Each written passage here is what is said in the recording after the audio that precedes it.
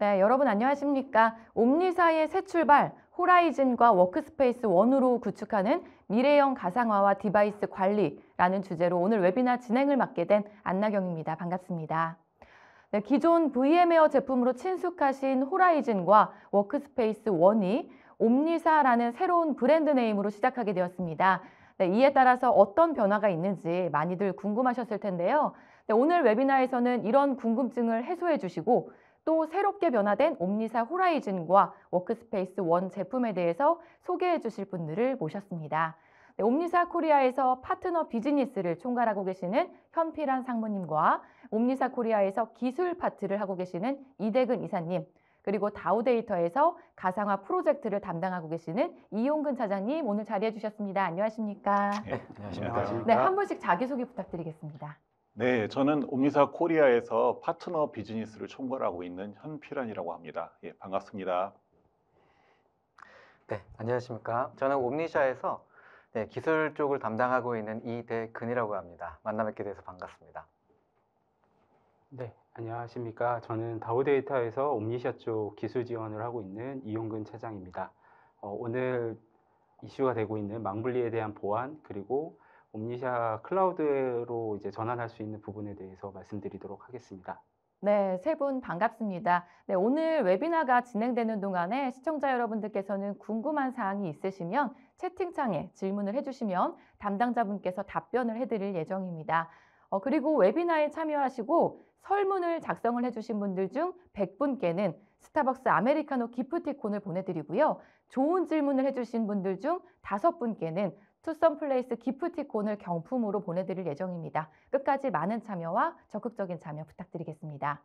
네, 그럼 지금부터 호라이즌과 워크스페이스 원을 통해 업무 환경에서 생산성을 극대화하고 통합 디바이스 관리로 데이터를 안전하게 보호하는 구체적인 방법들에 대해서 소개를 해드리도록 하겠습니다. 네, 그럼 첫 번째 세션인 옴니사 소개와 VM웨어에서의 변화라는 주제로 현필한 상무님의 발표를 시작해 보겠습니다. 상무님 발표 부탁드리겠습니다. 제 첫 번째 소개로서 옴니사의 그 미션에 대해서 간단히 한번 말씀을 드리도록 하겠습니다. 저희가 올해 7월 1일자로 옴니사라는 회사로 분리가 됐는데요. We empower employees to do their best work from anywhere through smart, seamless and secure experiences 라는 뜻이거든요. 그래서 제가 한글로 좀 번역을 해보면 우리는 조직의 구성원이 어디서나 스마트하고 시미스를 제가 매끄럽고라고 번역을 해봤습니다. 매끄럽고 안전한 디지털 업무 공간에서 최고의 성과를 낼 수 있도록 한다라는 미션을 가지고 기존의 VM웨어의 EUC 디비전에서 분리되어서 새로운 회사로 7월 1일자로 시작하게 되었습니다.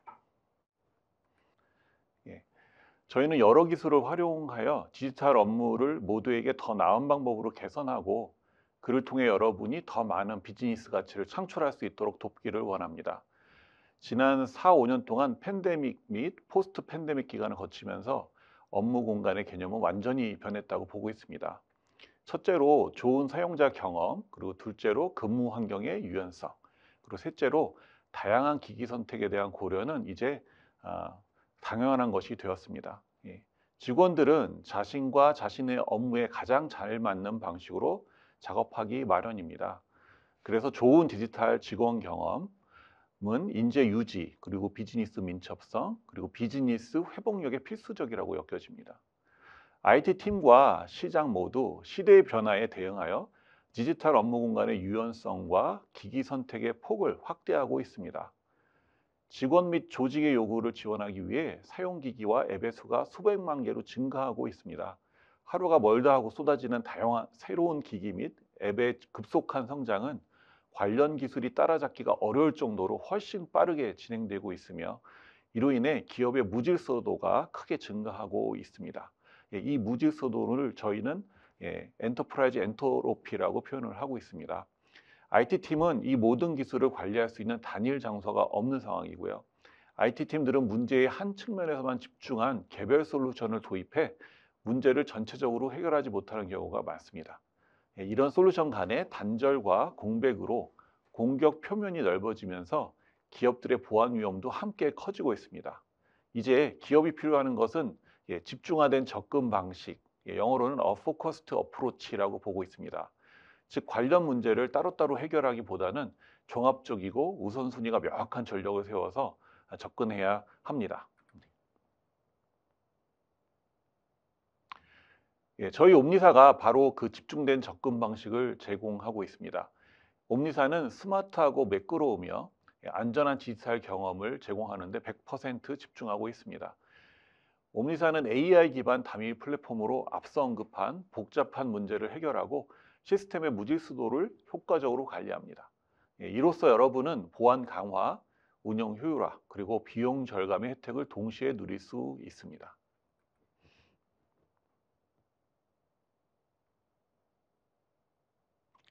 옴니사의 비즈니스 현황을 잠깐 설명드리도록 하겠습니다. 옴니사의 기업 가치는 현재 한화로 5조 2천억 정도로 평가를 받고 있습니다. 그리고 매년 2조 원 정도의 연매출을 기록하고 있으면서 성장과 수익성을 동시에 실현하고 있습니다. 옴니사는 전 세계 2만 6천여 개의 고객을 보유하고 있으며 포춘 500 기업 중 70%를 고객으로 두고 있습니다. 현재 전 세계 4천여 명의 직원이 풍부한 경험을 갖춘 리더십 팀과 함께 이 새로운 기업의 일원이 되었습니다. 이제 옴니사의 고객들에 대한 말씀을 좀 드리겠습니다. 현재 전 세계 100여 개 이상의 주요 대학, 전 세계 주요 항공사 상위 10곳 중에 9곳, 전 세계 주요 국방조직 15곳 이상, 전 세계 최대 규모의 은행 상위 10곳 중에 8곳, 미국 내 최대 소매기업 상위 10곳 중에 9곳, 전 세계 도시, 지방자치단체, 중앙정부 1000여 곳 이상, 그리고 마지막으로 미국 내 최대 헬스케어 기업 상위 10곳 중에 8곳이 현재 저희 고객으로 있습니다. 그동안 저희 옴니사로 새로운 회사가 되기 위해서 진행했던 과정들을 좀 정리를 해보겠습니다. 저희는 VM웨어의 여러 사업 부분 중에서도 특히 뛰어난 성과를 내던 부분이었습니다. 2023년 11월 22일 날 VM웨어가 브로드컴에 인수되었습니다. 그리고 2024년 7월 1일 우리는 브로드컴에서 분사해 콜버그 크레비스 로버츠, 즉 KKR이란 사모펀드 소유의 독립기업 옴니사로 새롭게 출발했습니다. 옴니사는 우리 구성원들의 지속적인 헌신과 끈기가 만들어낸 결과라고 믿습니다. 세계 3대 사모펀드 중 하나로 손꼽히는 KKR은 우리의 비전을 빠르게 이해했으며 현재 34조 원으로 평가되는 시장 기회와 우리가 이 분야를 선도할 역량에 강한 확신을 보이고 있습니다. KKR의 전폭적인 지원을 바탕으로 옴니사는 전 세계 고객과 파트너를 위한 디지털 업무 환경 혁신에 전념할 수 있는 민첩함과 자산을 갖추게 되었다고 말씀드릴 수 있을 것 같습니다.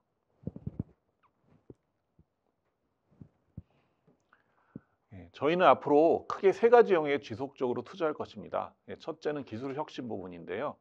옴니사는 기존에 가지고 있던 워크스페이스 원과 허라이즌에 대한 지속적인 투자를 이어가고 있습니다.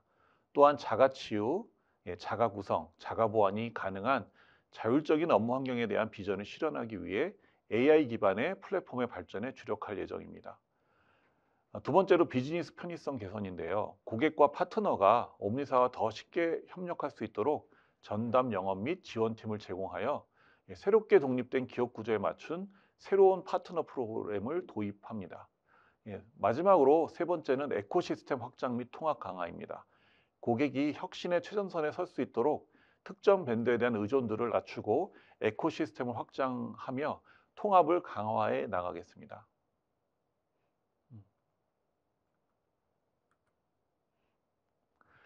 현재 우리는 새로운 디지털 업무 공간의 새로운 시대에 진입하고 있습니다. 몇 가지 측면에서 이거를 좀 바라볼 수 있을 텐데요. 첫째로 AI는 세대의 패러다임을 바꾸는 근본적인 변화를 끌어낼 큰 잠재력을 지닌 기술이지만 동시에 여러 도전 과제를 수반합니다. 이러한 도전 과제에는 기술적 장벽과 문화적 장벽이 포함됩니다. 옴니사는 스스로 최적되는 업무, 저희는 이제 오토노머스 워크스페이스라고 부르는데요. 라는 비전을 실현함으로써 여러분과 여러분이 속한 조직이 새로운 시대에서 성공을 거둘 수 있도록 돕기 위해 존재하고 있습니다. 예, 마지막으로 최근에 있었던 옴니사의 그 글로벌 행사에 대해서 약간 소개를 드리겠습니다. 예, 최근에 일본 동경, 미국 댈러스, 네덜란드 암스테르담에서 옴니사 원이라는 행사를 진행을 했고요. 매년 진행을 할 예정입니다. 거길 통해서 저희가 몇 가지 새로운 내용들을 발표했는데요. 그 부분의 일부를 좀 소개를 드리면 옴니 AI 어시스터라는 AI 기반의 에이전트 서비스가 발표가 됐고요. 그 다음에 기존에 있던 허라이즌에 대해서 2406에 대한 이노베이션에 대한 얘기들이 있었고요. 그 다음에 UEM 어더나이제이션, 그 다음에 애플 디바이스에 대한 좀 더 깊이 있는 지원, 그 다음에 덱스라고 불리는 플레이북스 지원, 그 다음에 다른 보안에 대한 강화된 기능들이 발표가 되었습니다. 그래서 이런 것들 통해서 저희가 꾸준하게 오토노머스 워크스페이스를 위해서 투자하고 있다는 것을 한번 설명드리고 싶었습니다. 예, 여기까지가 제가 준비한 내용입니다. 7월 1일자로 새로 만들어진 회사 옴니사라는 이름만 좀 기억을 해주시면 좋을 것 같습니다. 예, 감사합니다. 네, 상무님 발표 잘 들었습니다. 감사합니다. 네, 이어서 옴니사 워크스페이스 원 소개를 옴니사 코리아 이대근 이사님께서 이어가도록 하겠습니다. 발표 부탁드립니다. 네, 발표 진행하겠습니다. 오늘 제가 말씀드릴 내용은요, 2025년에 대한 IT 트렌드에 맞춰서 여러분들이 어떠한 고충을 가지고 계시고, 그리고 저희 옴니샤 플랫폼으로 어떤 도움을 드릴 수 있는지에 대한 내용을 이야기를 하도록 하겠습니다. 자, 먼저 저희 화면을 보시면 2025년에서 나올 수 있는 IT 트렌드에 대해서 조사를 좀 해가지고 왔습니다. 지금 저희가 한 6가지 정도를 준비를 해봤는데, 이걸 좀 정리를 해보면 3가지로 좀 압축할 수가 있습니다. 하나는 사용자 경험 중심, 두 번째는 그에 따른 보안, 그 다음에 세 번째는요, 관리에 대한 어떤 효율성을 높이기 위한 방법론입니다. 저희가 코로나 이후로 재택근무가 많이 줄어들긴 했지만 하이브리드 업무 환경은 지속적으로 되고 있습니다. 그에 따른 협업 툴이라든지 우리의 엔드 유저, 즉 직원들이 원하는 것들이 굉장히 많아지고 있죠. 그래서 그걸 도와주다 보면 보안이라든지 이런 부분들이 굉장히 사일로가 생기고 일관성 있지 않은 보안으로 만들어지고 있습니다.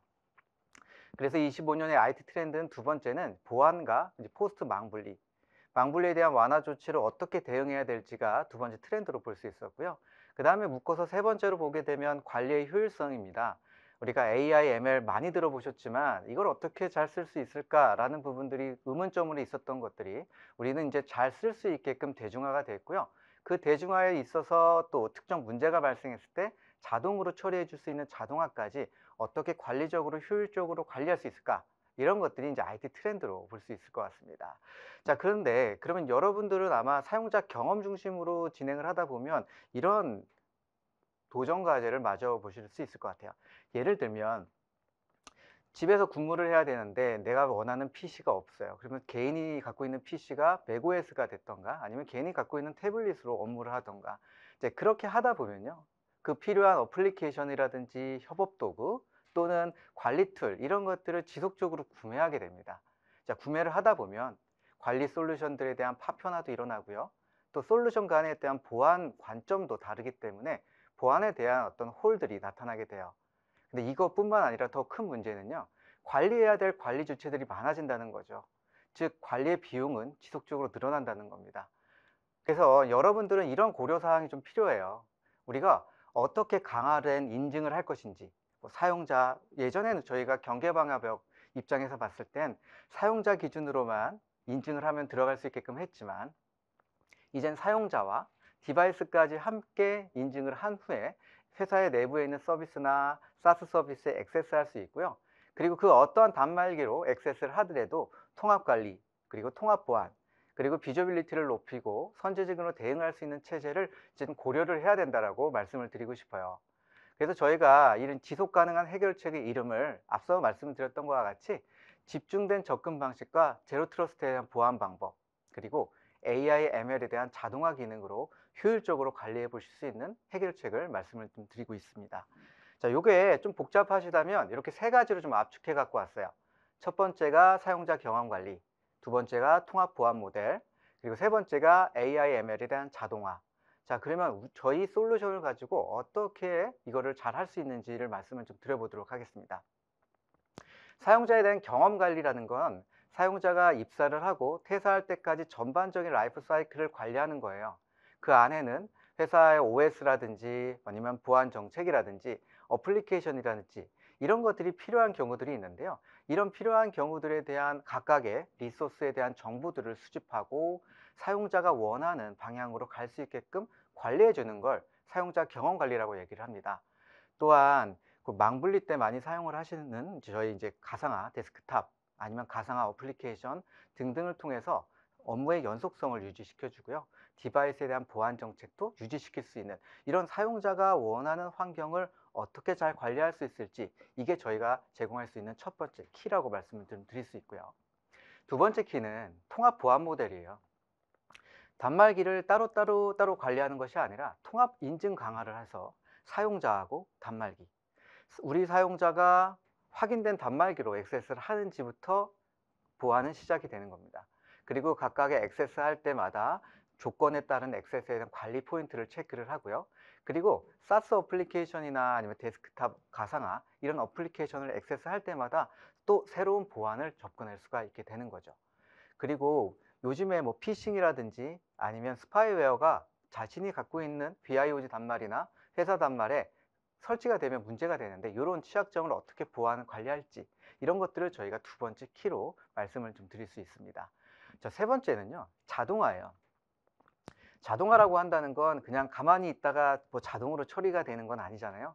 수천 개, 수억 개의 데이터들을 잘 수집해서 이거에 대한 머신러닝에 대한 결과를 가지고 인사이트를 하고, 그리고 그거에 따른 워크플로우를 만들어 문제가 발생했을 때 선제적으로 대응을 할 수 있는 이런 전체적인 아우를 수 있는 것을 저희가 AI, ML 자동화라고 얘기합니다.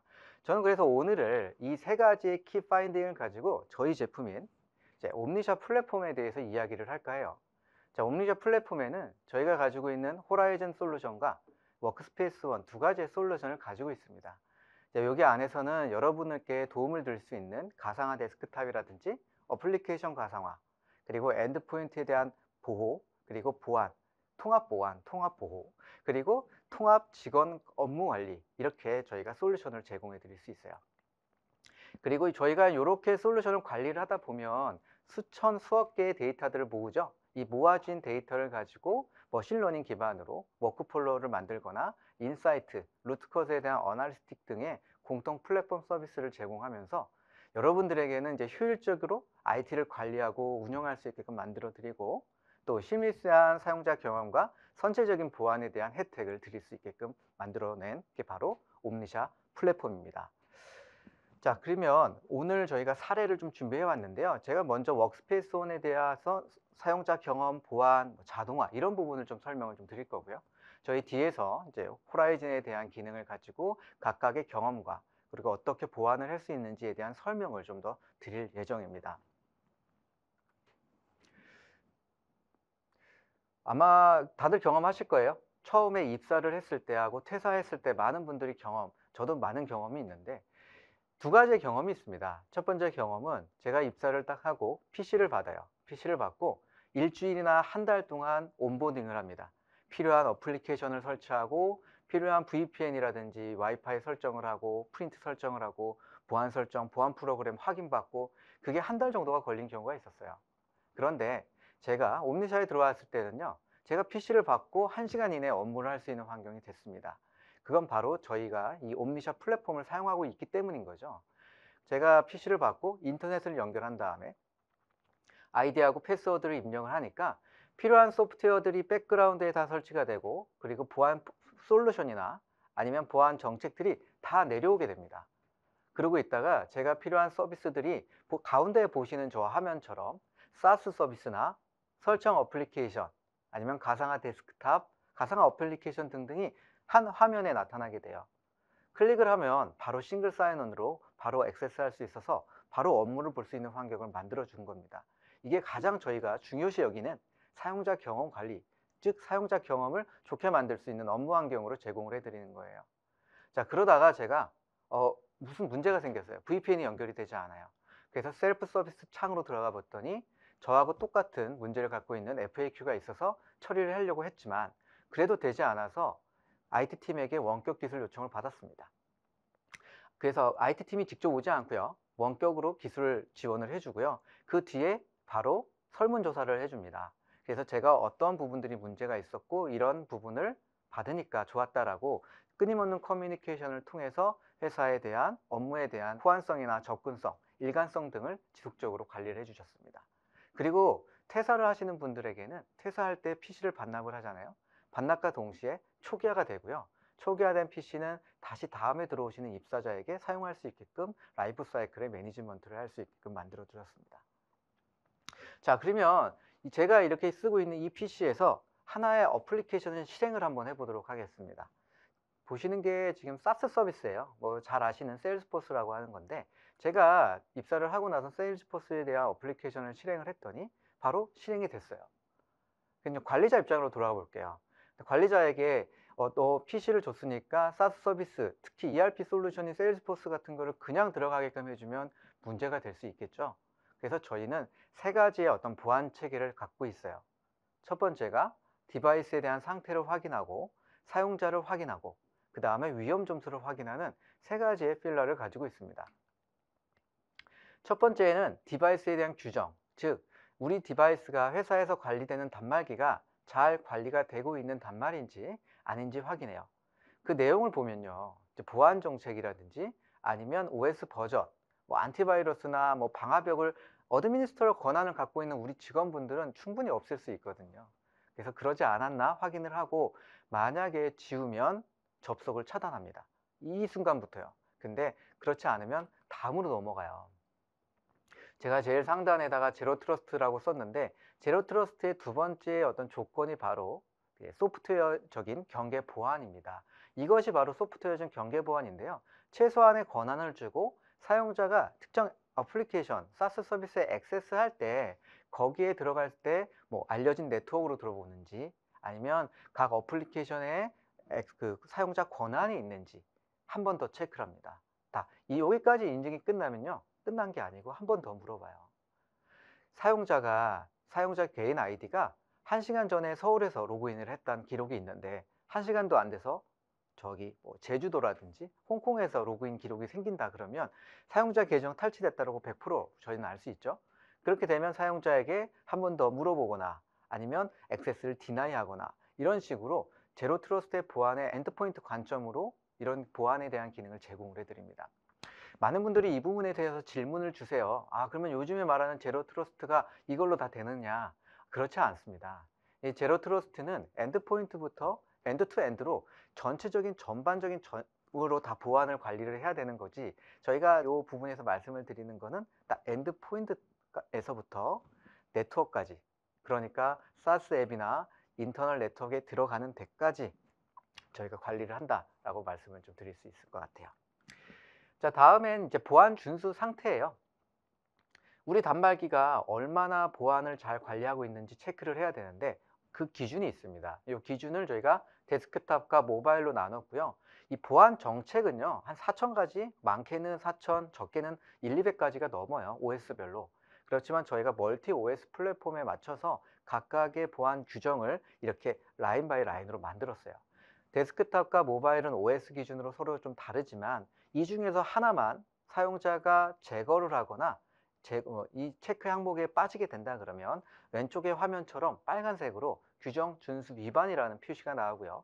이렇게 되게 되면 사용자, 우리 직원들이죠. 직원에게 푸시로 알림이 가거나 메일을 보내거나 아니면 보안 프로파일을 삭제함으로써 회사 내에 있는 정보를 액세스할 수 없게 차단을 합니다. 그래서 과거에는 액세스할 때마다 단말기에 대한 보안 준수가 사일로가 되고 또 보안에 홀이 있던 것들을 이렇게 일관성 있게 관리할 수 있게끔 저희가 보안 규정과 준수 상태를 제공을 해드리는 부분이 있습니다. 그 다음에는 모바일 침해 방지 시스템에 대해서 보안 관점에서 좀 말씀을 좀 드리는데요. 뭐 백신 많이들 알고 계실 거예요. 그런데 저희가 가장 문제로 보이는 게 아무래도 피싱입니다. 그리고 스파이웨어나 아니면 트로이 목마 같은 그런 어플리케이션들이 엔드포인트 모바일에 설치가 된다 그러면 그건 굉장히 큰 리스크가 나타날 수가 있게 되는데요. 그래서 저희가 그런 어플리케이션들이 설치가 되어 있는지 안 되어 있는지 감지를 하여서 사용자에게 알려주고요.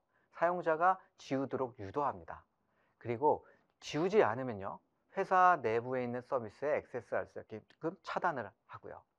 그리고 루팅이 됐거나 아니면 모바일 운영체제가 너무 노후화돼 가지고 업그레이드가 안 됐어도 사용자에게 알림을 주고, 그리고 URL을 클릭했을 때 저희 DNS 기반으로 그 URL이 문제가 있는지 안 있는지까지 다 체크해서 관리하는 시스템, 그게 바로 저희 MTD라고 하는 솔루션으로 제공을 해드리고 있습니다.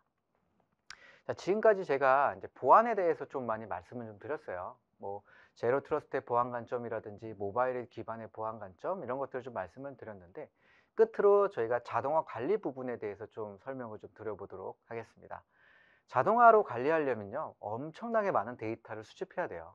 그 데이터를 수집한 것뿐만 아니라 어떻게 잘 정량화해서 보여줘야 되냐, 이 부분인데, 저희가 잘하는 게 보시는 것처럼 모든 장치죠. 뭐 안드로이드, iOS, 윈도우, 맥 할 거 없이 모든 장치에 대한 정보를 정량화해서 보여드립니다. 상단에 보이시는 화면은요, 데스크탑에 대해서 뭐 부팅 시간이라든지 아니면 OS 크래시 혹은 종료 시간, 메모리, CPU, 와이파이, 다운로드 속도 등등에 대한 정보들을 전부 수집하여서 이렇게 정량화된 모습으로 보여드리고요. 그 기반으로 위쪽에 뭐 굿, 뭐 좋음, 나쁨 이런 표시로 지금 우리 회사에서 쓰고 있는 단말기가 잘 관리가 되고 있습니다, 아닙니다 라고 표시를 해 드립니다. 저희가 이제 단말기뿐만 아니라 거기에 돌아가는 어플리케이션도 관리를 하는데, 단순히 설치가 되어 있는지만 확인하는 것이 아니라 앱을 쓰시다 보면요, 크래시가 나거나 행이 나타납니다. 그래서 얼마만큼의 크래시 레이트가 있고 행이 몇 번이 있었는지, 어떤 어플리케이션에서 어떤 버전인지 등등에 대한 저희 모든 정보들을 이렇게 다 수집을 해 가지고 옵니다. 자, 수집된 정보를 갖고 저희가 정량을 해서 쫙 보여드렸지만, 이게 갑작스럽게 늘어나면요, 점점 늘어나는 거 관리자가 일일이 보면서 어떻게 확인할 수 있겠습니까? 갑작스럽게 늘어나면 저희가 이상 징후 탐지라는 걸 통해서 관리자에게 메시지를 보내요. 그래서 오늘 갑자기 OS 크래시가 갑자기 많이 난다, 왜 그렇지? 라고 관리자에게 알림을 주고요. 그 알림에 대한 기준은 저희가 스마트 이상 탐지 임계치라고 표현을 합니다. 이것은요, 우리가 수집된 정보들 중에 표준 편차를 구해 가지고요, 요 기준으로 넘어가면 문제가 있어 라는 식으로 임계치를 스마트하게 만들어 놓습니다. 그리고 이 기준을 넘어가는 게 갑작스럽게 늘어난다 라고 하면 저희가 인사이트 개념으로 사용자들에게 혹은 관리자에게 바로 알려줘요. 그럼 알려주고 나면요, 그 다음에 저희는 분석을 해야 되잖아요, 문제가 생겼으니까. 근데 분석을 하려면 과거로 돌아가 보면 분석을 하실 때 정말 맨파워를 가지고 계신 분들이 막 오셔가지고 이게 왜 그렇지 하고 밤새도록 고민을 하셔야 되는데, 저희는 그렇지 않아요.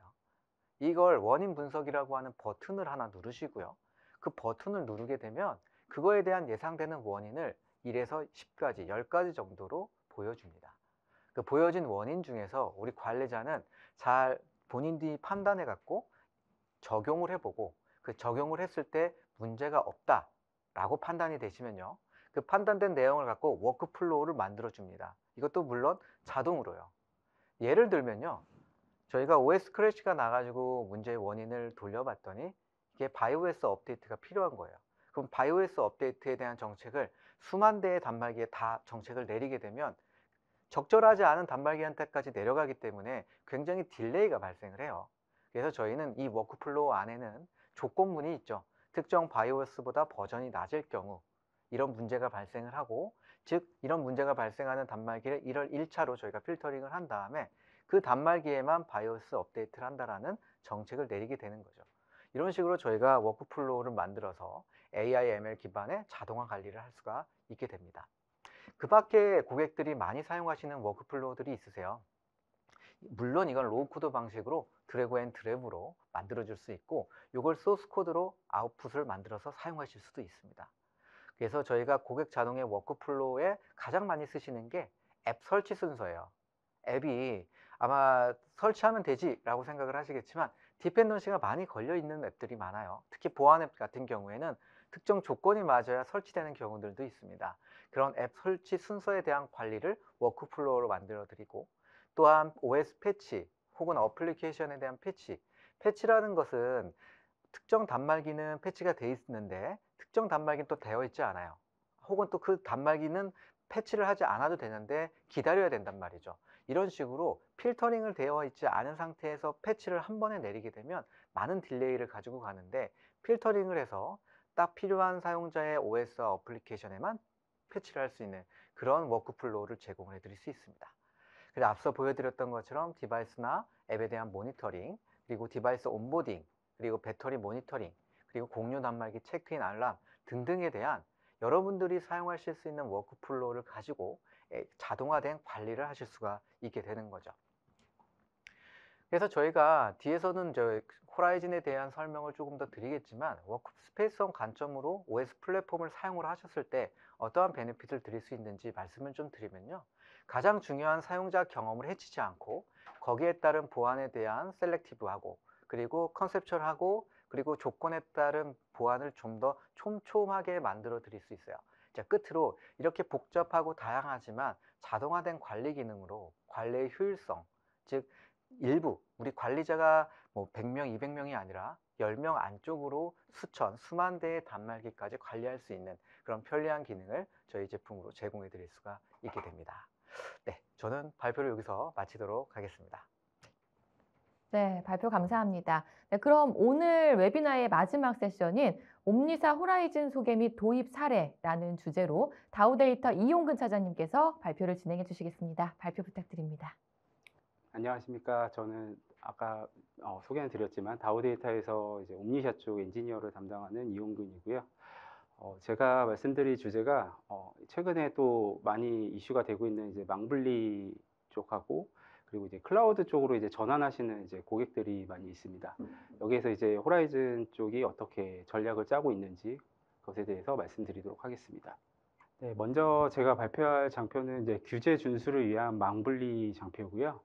일단 저희가 망블리는 사실 되게 오래전부터 이슈가 되었던 이제 규제입니다. 그래서 이제 보통은 이제 저희가 VDI 망블리를 통해서 이제 논리적으로 구축한 사례가 굉장히 많이 있고요. 사실 이제 최근에 이제 2024년도 얼마 전이죠. 이제 8월에 저희가 금융권 이제 망블리 규제 완화 정책이 이제 발표가 이제 새롭게 되면서 다시 한번 이제 망블리에 대한 이슈가 또 이제 생긴 것 같아요. 그래서 일단 먼저 그 컨셉에 대해서만 먼저 간단하게 말씀드리면, 뭐 다들 아시겠지만 이제 VM을 이제 인터넷으로 사용하느냐, 혹은 이제 이것을 이제 업무용으로 사용하느냐에 따라서 망을 이제 분리한다라고 이제 보시면 될 것 같고요. 사실 이제 저희 VDI가 이제 각광받게 된 이유 중에 하나가 이제 비용적으로 이제 기존에 사용하셨던 이제 PC를 뭐 업무용으로 쓰시든지, 혹은 이제 인터넷으로 이제 사용을 이제 할 수 있게 되면서 가상 데스크탑은 이제 업무 또는 이제 인터넷으로 선택을 해서 사용을 할 수 있게 되었습니다. 그래서 이것을 통해서 이제 제가 이제 은행권 사례를 한번 가져와서 자세하게 한번 설명을 드리려고 이제 준비를 해봤고요. 일단 K은행 같은 경우는 총 이제 3차에 걸쳐서 2만 유저 규모로 이제 업무용 그리고 인터넷용으로 이제 망분리를 한 사례입니다. 그래서 적용 대상을 보면요, IT 부서와 이제 콜센터 임직원용으로 첫 번째 이제 클라우드 PC 업무용으로 구축을 하셨고요. 그리고 2차 사업부터 이제 본격적으로 인터넷용을, 전사 직원이 인터넷용을 사용하기 위한 망분리 이제 프로젝트를 진행을 하셨습니다. 이때 이제 이슈가 되셨던 부분이 기존에 원래 CBC 방식의 망분리를 구축해서 사용을 하고 계셨어요. 근데 사실 CBC 방식은 이제 아시겠지만 이제 클라이언트 쪽에서 자기 PC를 논리적으로 이제 구성을 해서 인터넷을 사용하는 방법이다 보니까 보안의 이제 완벽한 구성이라고 좀 말하기는 좀 어려운 부분도 있었고요. 근데 이 방법을 쭉 어찌됐든 쭉 사용하시다가 최근에 이제 윈도우 10이나 11 버전이 새롭게 OS가 출시가 되면서 이때 호환성 문제가 발생을 했습니다. 아무래도 CBC 같은 경우는 국내에서 이제 프로젝트를 하시는 이제 업체들이 이제 많다 보니까 R&D 인력이 아무래도 좀 부족한 게 사실이고요.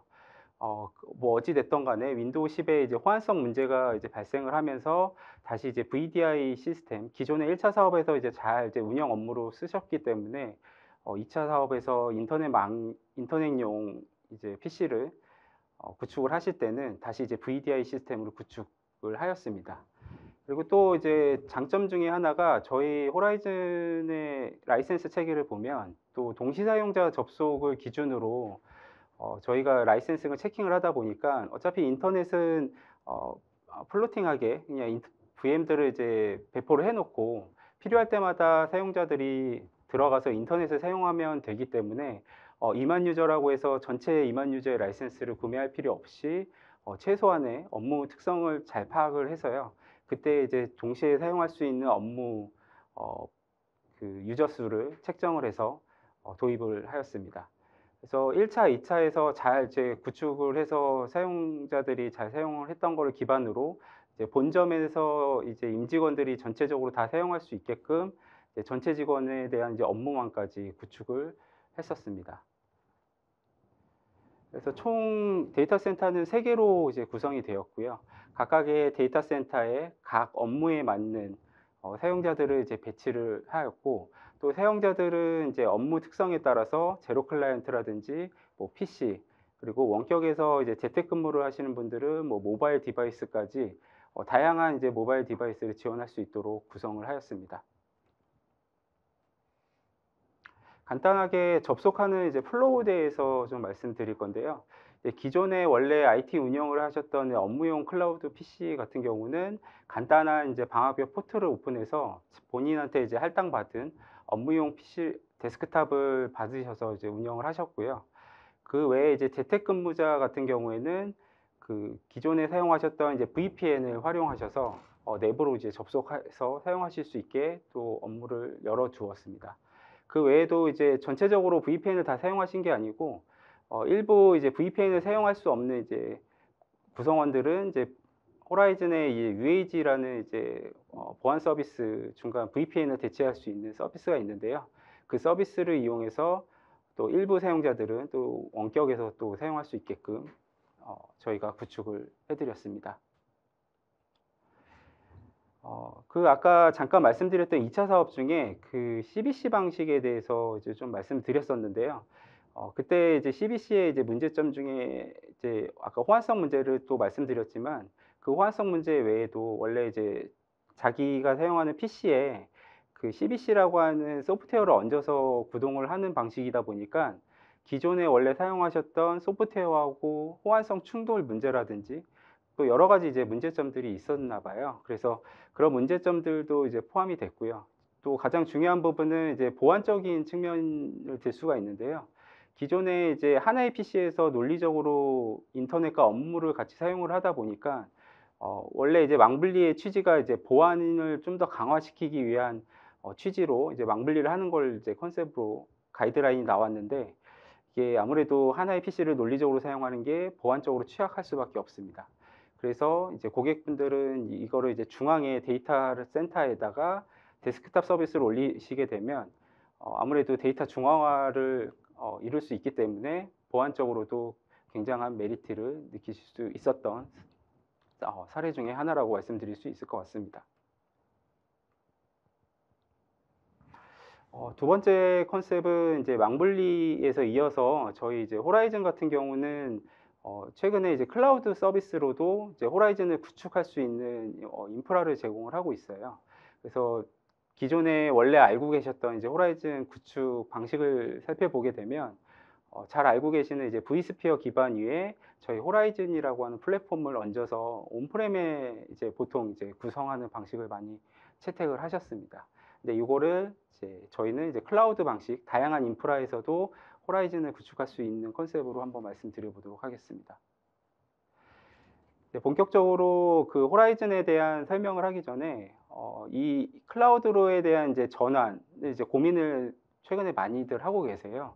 그 이유 중에 하나가 이제 뭐 잘 아시는 이제 코로나 팬데믹을 예제로 들 수가 있을 것 같고요. 그때 이제 코로나가 발생을 하면서 갑자기 재택근무 하시는 분들이 수요가 갑자기 늘어나셨거든요. 근데 그때 이제 원래 이제 그나마 온프렘으로 VDI를 준비하셨던 분들은 어느 정도 대응은 됐을 수 있을지 모르겠는데 뭐 예를 들어 물리적으로만 망분리를 하셨던 고객이라든지 뭐 아니면 뭐 기존에 그냥 PC를 이용해서 뭐 그냥 쓰셨던 이런 환경들 같은 경우에는 갑자기 팬데믹으로 일어난 이제 재택근무 수요자들을 감당하기 아마 어려우셨을 것 같아요. 그래서 그때 이제 뭐 도입을 했던 가장 중요한 이제 사례 중에 하나가 기존에 이제 인프라를 만약에 퍼블릭 클라우드 쪽에서 이제 운영하실 수 있다라고 하면 그런 문제점들을 해결을 하셨을 수 있을 것 같고요. 그리고 또 좋은 점은 아까도 2024년도에 규제에 대해서 좀 말씀을 드렸었는데 최근에 이제 규제에 대한 망분리 규제를 보면 처음에 아까 말씀드렸던 2013년도에 망분리 보안 그 의무화 그때를 기점으로 사실 10년간 그 규제가 크게 변하지를 않았었어요. 그래서 한동안은 그 규제 때문에 뭐 VDI 솔루션도 굉장히 많이 도입이 됐었고 그 외에도 아까 말씀드렸던 뭐 CBC 방식이라든지 아니면 여전히 이제 PC 두 대를 이제 물리적으로 사용하시는 그런 이제 환경으로 많이들 쭉 쓰셨었는데 2020년도에 아까 말씀드렸던 코로나 팬데믹 그리고 이제 클라우드에 대한 필요성 그리고 최근에 이제 발표되는 그 금융 가이드라인, 망분리 가이드라인을 보면 클라우드 인프라 환경도 이제 규제를 어느 정도 이제 풀어주는 그런 이제 지금 흐름으로 가다 보니 꼭 인프라를 이제 온프렘에서만 사용을 해야 된다 이런 이제 관점을 좀 버리셔도 좋을 것 같습니다. 그래서 기존의 망분리도 사실 망분리라는 게 업무용이냐 인터넷용이냐 요거를 이제 구분해서 어찌됐든 사용자들한테 전달만 해주면 되는 거거든요. 그래서 가장 쉽게 망분리 클라우드를 활용할 수 있는 방법은 뭐 인터넷 VM 같은 경우는 특별하게 거기에 얹어지는 소프트웨어가 없다 보니까 이 인터넷 VDI를 클라우드 쪽으로 전향해서 쓰시는 뭐 최근에는 이커머셜 쪽에서도 많이 이제 고민을 하시고 도입을 준비를 하고 계시고요. 실제로 또 사용도 하시는 사례가 있습니다. 그래서 그런 식으로 해서 지금 인프라를 이제 준비를 해보시면 좋을 것 같고요. 사실 클라우드를 쓰는 가장 큰 이유 중에 하나는 이제 비용적인 부분이 들 수가 있을 것 같아요. 그리고 사실 저희가 온프렘으로 VDI를 구축을 하시면 전체적인 인프라를 맥시멈으로 생각을 해서 인프라를 일단 놓고선 VDI 시스템을 구축을 하셔야 되는데 클라우드 같은 경우는 이제 필요할 때 그때 이제 필요할 때만 사용자들을 이제 포팅해서 사용할 수 있는 구조를 제공을 하다 보니까 그런 이제 비용적인 거 혹은 이제 IT가 이제 필요할 때 인프라를 늘려야 될 때 하는 그런 유연성들 그런 것들에 대한 이제 장점이 있을 수 있다라고 생각을 합니다. 그래서 이제 저희 이런 이제 클라우드에 대한 필요성은 이제 말씀드렸고 이거를 어떻게 이제 호라이즌 쪽에서는 그러니까 옴니샷 쪽에서는 어떻게 이제 클라우드로 확장시킬 수 있는지에 대해서 한번 뒤에서 더 말씀드려보도록 하겠습니다. 일단 호라이즌은 사스 서비스를 하나 가지고 있는데요. 그게 그 서비스의 이름이 이제 호라이즌 컨트롤 플레인이라고 하는 이제 서비스고요. 요거는 이제 저희가 온프렘으로 구성을 하시면 사실 그 커넥션 서버, 뭐 호라이즌 매니저라고 하는 서버를 통해서 이제 관리를 일반적으로 하시게 되는데 일반적인 온프렘 기능 외에 이제 클라우드 서비스 연결을 하기 위해서 혹은 클라우드 서비스와 온프렘 간의 이제 뭐 하이브리드 모델을 만들기 위해서는 저희 호라이즌 컨트롤 플레인이라고 하는 통합 서비스가 필요합니다. 요거는 이제 사스 기반으로 저희가 제공을 해드리고 있고요. 그 외에 나머지 이제 인프라들 혹은 그 위에 올라가 있는 뭐 하드웨어들 이런 것들은 이제 IaaS 서비스들을 이제 제공하는 퍼블릭 클라우드 서비스들을 제공하는 뭐 AWS라든지 뭐 애저 아니면 구글 뭐 이런 이제 다양한 이제 퍼블릭 클라우드에서 저희 이제 호라이즌 인프라를 구성을 하실 수가 있습니다. 그래서 여기 이제 그림에 보시면은 그 사람 모양 말고 약간 이제 뭐 그 약간 저 매니지드 하는 이제 그림이 하나가 있는데요. 그게 이제 그 어떻게 보면 관리의 대상이라고 보시면 될 것 같고요. 일단 그 클라우드 쪽에 보시면 그 하이퍼바이저 레벨하고 하드웨어 레벨을 관리를 해주는 거는 이제 VM웨어 우리가 원래 알고 있던 이제 VM웨어의 기반으로 호라이즌 시스템을 구축하는 부분이라고 보시면 되고요. 그래서 온프렘하고 기존에도 온프렘은 원래 이제 VM웨어 기반으로 인프라를 구축을 하셨기 때문에 그거를 확장해서 클라우드까지 하이브리드로 연결하실 수 있는 옵션이 두 번째 옵션이라고 보시면 되고요. 그 세 번째 옵션은 클라우드에서 이제 인프라하고 하드웨어 외에 이제 기존의 호라이즌 관리까지 부분이 들어간 게 이제 세 번째 옵션이라고 보시면 됩니다. 그래서 요거는 뭐 애저나 AWS에서 제공하는 뭐 다스 서비스 같은 부분이라고 보시면 되고요. 뭐 과거에는 사실 vSphere를 반드시 깔아야 되고 뭐 vCenter 깔아야 되고 뭐 이런 부분들이 필요했다라고 하면 세 번째 옵션은 꼭 굳이 vSphere라는 옵션을 가져가지 않더라도 원래 이제 클라우드 쪽에서 제공하는 그 다스 서비스를 활용하신다면 더 이제 심플하게 데스크탑 서비스를 받아보실 수 있을 것 같습니다. 네. 그래서 앞서 말씀드렸던 그 클라우드 관점에서 그 호라이즌 서비스 아까 말씀드렸던 이제 관리 서비스를 통해서 하나의 그 데스크탑 서비스를 이제 만들 수가 있는데요. 그 기능이 이제 호라이즌 컨트롤 플레인이라고 하는 기능이고요. 그 기능을 통해서 이제 기존에 이제 운영하셨던 온프렘의 이제 호라이즌과 이제 퍼블릭 클라우드에서 아까 구축 모델 몇 가지 설명드렸던 그 구축 모델을 이제 하나로 연결해서 이제 사용할 수 있는 이제 하이브리드 클라우드 형태의 다스 서비스를 제공을 하실 수가 있습니다. 그래서 거기에서 이제 가장 중요한 부분은 이제 클라우드와 온프렘을 연결하는 이제 유니파이드 브로킹 서비스가 이제 가장 중요한 기능이 될 것 같고요.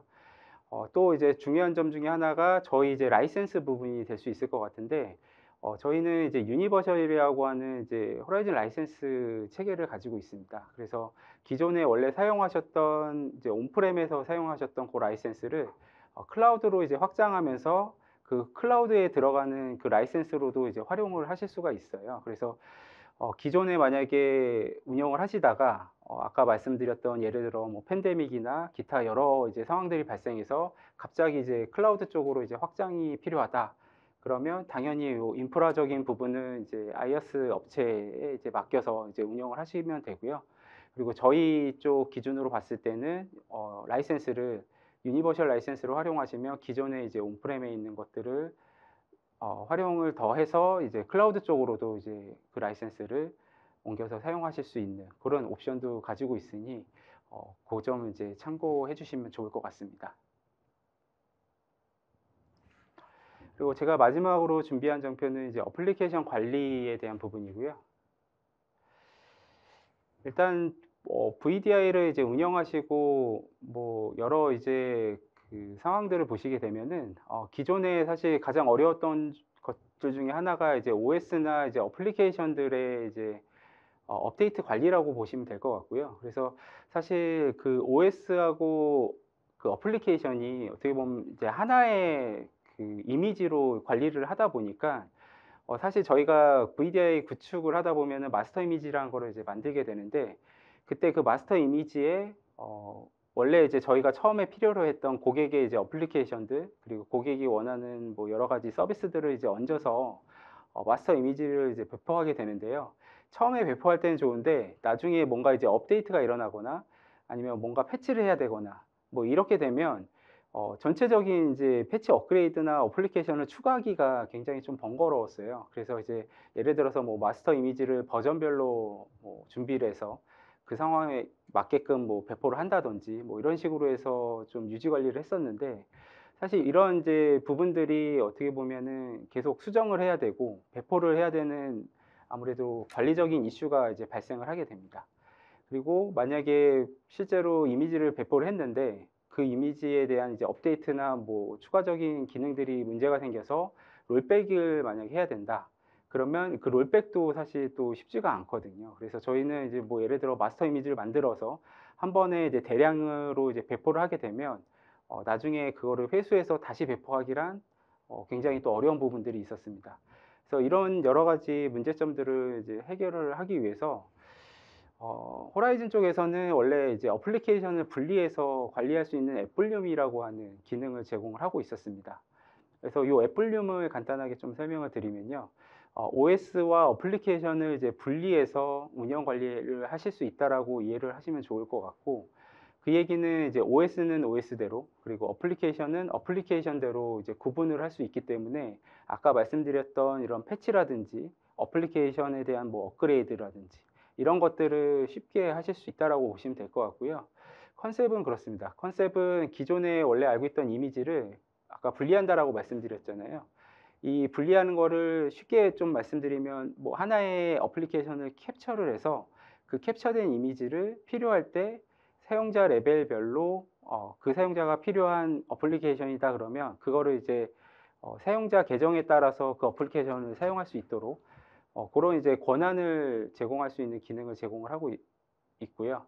그래서 기존의 그 어플리케이션에 대한 앱 분류 기능을 통해서 기존 이미지와 어플리케이션을 분리해서 운영하실 수 있다라고 한번 이해를 해주시면 좋을 것 같고, 그리고 새로운 기능이 하나 더 나왔는데 이거는 앱스 온 디맨드라고 하는 이제 컨셉입니다. 그래서 아까 말씀드렸던 컨셉은 그냥 분리해서 필요하면 어플리케이션을 붙여준다 이 컨셉으로 보시면 되고, 요건 이제 한 단계 더 진화를 해서 어플리케이션을 필요로 할 때 그때 이제 리소스를 이제 추가로 연결해 준다라고 좀 생각을 해 주시면 좋은데, 그 기존에 이제 원래 우리가 알고 있던 이제 OS 이미지 레벨에서 어플리케이션을 연결하는 그 컨셉 말고, 그리고 저희가 이제 어플리케이션 가상화라고 하는 RDSH라고 하는 앱 스트리밍 컨셉이 있거든요. 그때 이제 저희도 이제 뭐 예를 들어 풀 데스크탑을 전달을 해서 그 이미지 상태를 그대로 이제 전달해서 이제 사용하시는 방법도 있지만, 그 리소스적으로 봤을 때 특별한 이제 특정한 어플리케이션이 필요하다라고 하시면 그 어플리케이션만 사용해서 스트리밍을 할 수 있는 RDSH도 많이 사용하셨었습니다. 근데 요때 이제 저희가 필요로 한 게 그 어플리케이션을 미리 깔아서 운영을 하시는 게 아니고, 어플리케이션이 필요로 할 때, 뭐 예를 들어서 어플리케이션 A라는 어플리케이션을 내가 스트리밍을 하겠다라고 하면 그때 뒷단에서 이제 앱 볼륨이 동작을 해서 그 필요로 하는 어플리케이션의 RDS 서버에 이미지를 이제 연결해 주는 방식으로 저희가 이제 새롭게 구동이 됐고요. 그래서 이 기능을 활용을 하시게 되면 불필요하게 리소스를 미리 설치하셔서 어플리케이션 운영을 하지 않으셔도 되니까 기존의 이제 오펙스, 캐펙스적인 측면에서 비용 절감을 꾀할 수 있다라고 이해를 해주시면 좋을 것 같습니다. 그래서 이제 아까 말씀드렸던 그 내용인데요. 그 기존에 원래 알고 있던 그 OS 이미지 그리고 어플리케이션, 그리고 또 하나가 있는데 프로파일, 그러니까 개인들이 사용하시는 별도의 이제 개인 프로파일 영역도 저희가 이제 DM이라고 하는 솔루션을 가지고 분리해서 운영을 하실 수가 있어요. 그래서 이제 가장 중요한 이제 OS, 어플리케이션, 그리고 개인 프로파일, 요거를 이제 세 개를 다 각각 분리해서 운영을 하시게 되면 굉장히 이제 이미지 관리를 쉽게 잘 하실 수가 있습니다. 그리고 이제 아까 이제 말씀드렸던 것 중에 하나가 이제 클라우드 쪽하고 이제 확장된 개념으로 좀 다시 조금 추가적으로 말씀드리면, 요런 이미지에 대한 이제 배포나 그 컨셉들이 그 온프렘에만 그 구동되는 게 아니고요. 클라우드 인프라의 그 확장된 개념에서도 그 어플리케이션을 중앙에서 배포를 하실 수가 있습니다.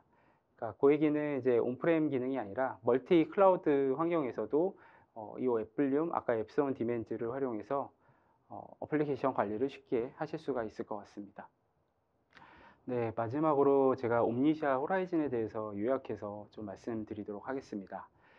일단 이제까지 아까 말씀드렸던 망분리 완화 정책에 대해서 쭉 말씀드렸는데요. 그 망분리 완화 정책을 통해서 저희가 이제 업무 VDI나 인터넷 VDI를 이 워크로드를 저희가 이제 클라우드 쪽으로 옮겨서 인프라를 쉽게 구축할 수 있다라고 이해를 해주시면 좋을 것 같고요. 이를 통해서 아까 말씀드렸던 호라이즌 컨트롤 플레인, 뭐 그런 통합 관리 서비스를 통해서 단순화된 관리, 그리고 사용자 경험에 대해서 이제 만족시켜 줄 수 있는 솔루션으로 좀 기억을 해주셨으면 좋을 것 같습니다. 감사합니다. 네, 발표 감사드립니다. 오늘 이렇게 세 분 발표를 모두 들어봤는데요. 네, 끝으로 오늘 웨비나를 진행을 하신 소감을 현필한 상무님부터 한 분씩 부탁드리겠습니다. 네, 저희가 7월 1일자로 옴니사라는 회사로 분리된 이후에 사실 공개적인 웨비나는 제일 처음인 것 같습니다. 그래서 기존에 허라이즌 워크스페이스를 잘 아시는 분들이 있을 텐데, 이제는 옴니사 허라이즌, 옴니사 워크스페이스, 옴니사 이름을 꼭 기억해 주셨으면 하고요. 하나 더 좀 강조드리고 싶은 것이, 기존에 그 미국의 소프트웨어 업체들이 어딘가에 인수가 되거나 그러면 이제 가격을 올리는 경우가 많이 있었죠. 그래서 제가 좀 잘못된 오보된 언론 기사도 본 적이 있는데, 저희 가격이 많이 올랐다 뭐 이런 걸 봤습니다. 근데 전혀 사실이 아니고요. 저희는 기존의 가격 정책 그대로 유지하고 있습니다. 그래서 앞으로 디지털 워크스페이스에 특화된 전문 기업 옴니사로 기억해 주셨으면 좋겠습니다. 네, 이대근 이사님 소감 부탁드립니다. 네, 끝까지 들어주셔서 감사드립니다. 저희 호라이즌과 워크스페이스원 이렇게 두 가지로 생각하지 말아 주시고요. 옴니샤 플랫폼으로 기억을 해 주시고요. 그리고 저희는 이제 사용자 경험이 최선이 우선이 되는 회사로서 테크니컬하게 기술적으로도 그쪽으로 발전을 하려고 노력을 하고 있습니다. 저희 제품 잘 많이 사랑해 주시고요. 필요하실 땐 저희 다우데이터와 함께 불러주신다 그러면 저희가 데모나 아니면 제품에 대한 소개를 직접 찾아가서 드리도록 하겠습니다. 네, 감사합니다. 네, 이용근 차장님도 소감 부탁드립니다. 네, 아까 말씀드렸던 이제 망블리 쪽하고 클라우드 쪽에 좀 중점적으로 말씀을 많이 드렸었는데요. 이제 옴니샤 호라이즌을 이제 단순하게 온프렘에서만 이제 구동하고 관리할 수 있다라는 이제 생각은 조금 이제 조금 내려놓으시고 이제 다양한 인프라 그리고 이제 클라우드 쪽에서도 활용을 하실 수 있는 VDI 솔루션으로 조금 생각을 해주셨으면 좋을 것 같습니다. 감사합니다. 네, 세 분 감사합니다. 네, 이상으로 전자신문 올쇼TV가 마련한 옴니사의 새 출발, 호라이즌과 워크스페이스 원으로 구축하는 미래형 가상화와 디바이스 관리, 오늘의 웨비나를 모두 마치도록 하겠습니다. 네, 올쇼TV는 또 다른 웨비나 방송으로 시청자 여러분들을 찾아뵙겠습니다. 지금까지 시청해주신 여러분 고맙습니다.